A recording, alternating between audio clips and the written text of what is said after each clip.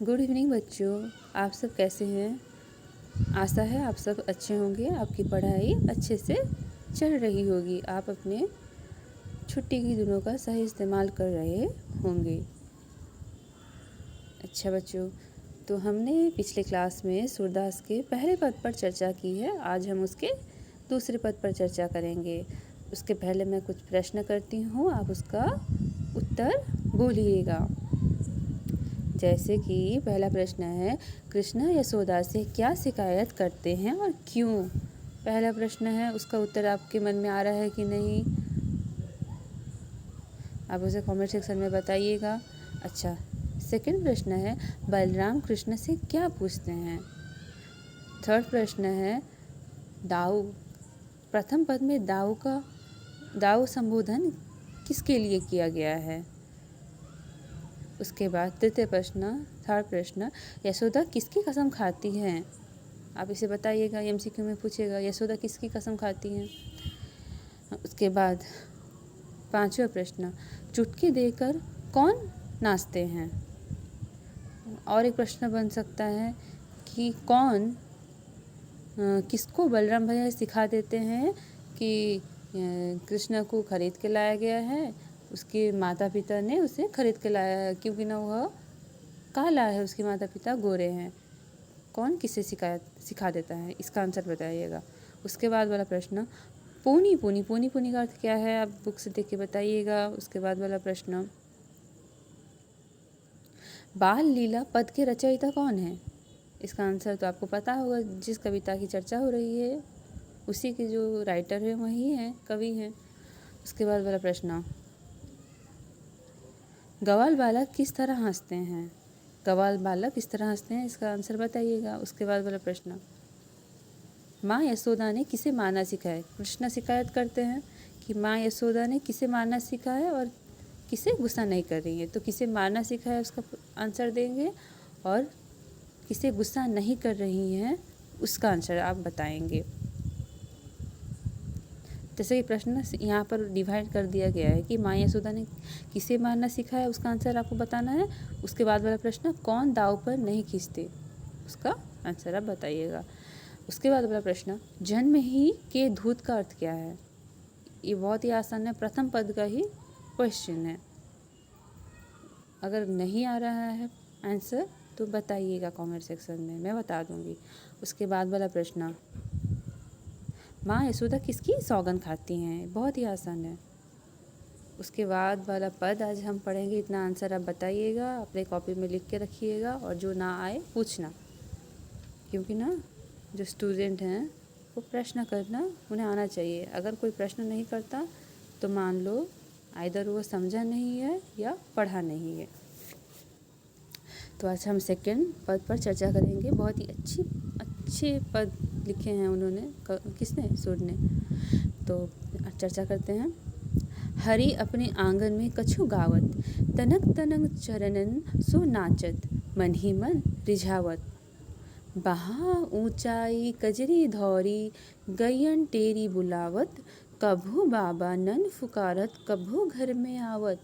माखन तनक आपने कर ले, तनक वदन में नावत, कभू चीतय प्रतिबिंब खम में लौनी ले खवावत। दूरी देखती जसुमती यह लीला, हरस आनंद बढ़ावत, सुरश्याम के बाल चरित ए, नित देखन मन भावत।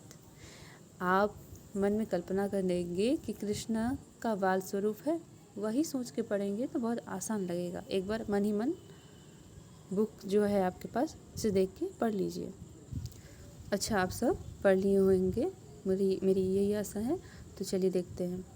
हरि अपने आंगन में कछु गावत। हरि मतलब यहाँ पर बालक कृष्ण को कहा गया है कि कृष्ण जी अछंती से तांकर अंगड़े जब छोटे पिला किसी गाती तो से गाउछन्ते।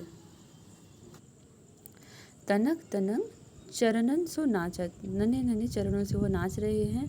मन ही मन रिझावत, जैसे छोटे बच्चे मन ही मन प्रसन्न रहते हैं तो हरि भी उसी प्रकार प्रसन्न है, मतलब बालक कृष्ण। बाहा ऊंचाई कजरी धौरी, गैयन टेरी बुलावत, क्या करते हैं, अपना हाथ ऊंचा करके काली गाय और सफ़ेद गाय को बुलाते हैं।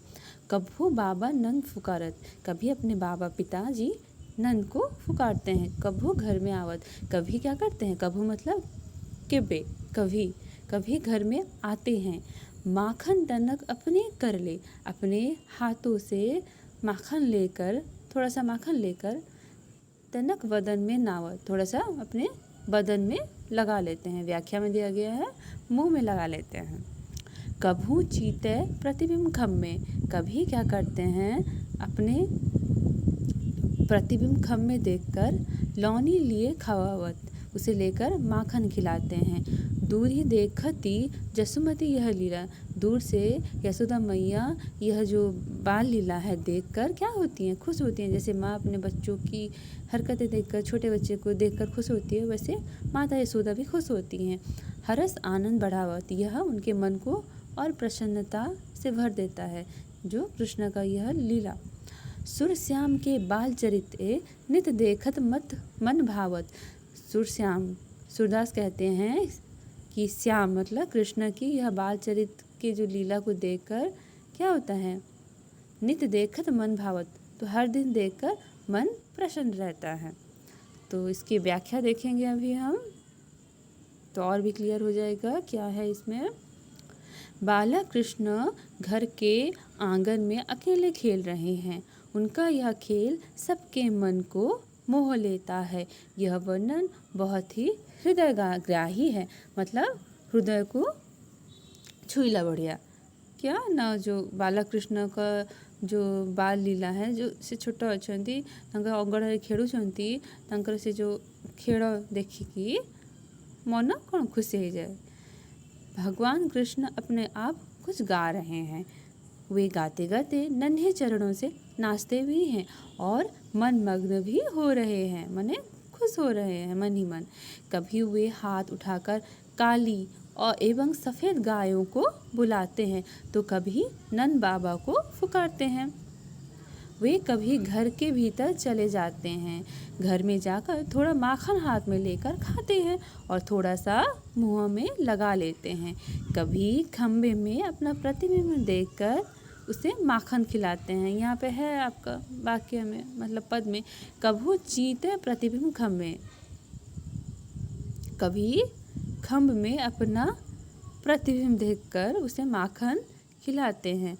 माता यशोदा दूर से ही खड़ी होकर यह लीला देख रही हैं और आनंदित हो रही हैं। सूरदास कह रहे हैं कि कन्हैया की यह बाल लीला रोज रोज देखने पर भी प्यारी लगती है, इससे मन तृप्त नहीं होता, मतलब कभी पूर्ण नहीं होता, और भी अभिलाषा रहती है कि और भी देखें कृष्ण की बाल लीला।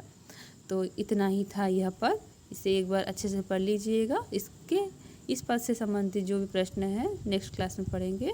अगर कोई शब्द का अर्थ नहीं आ रहा है तो पूछना। इतना ही आज के लिए, धन्यवाद।